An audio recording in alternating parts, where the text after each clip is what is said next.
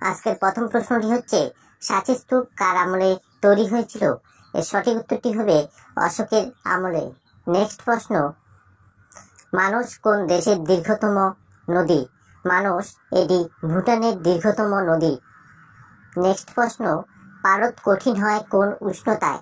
পারদ কঠিন হয় -39 ডিগ্রি সেলসিয়াসে। দিল্লিতে কুতুব মিনার কে নির্মাণ করেন?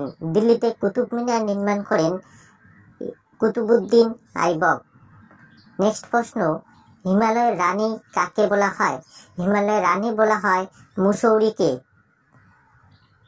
দেব সমাজের প্রতিষ্ঠাতা কে ছিলেন? দেব সমাজের প্রতিষ্ঠাতা ছিলেন শিবনারায়ণ অগ্নিহোত্রী।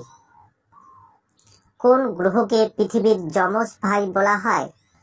শুক্র গ্রহকে পৃথিবীর যমজ ভাই বলা হয়। হিন্দু কলেজ কত সালে প্রতিষ্ঠিত হয়?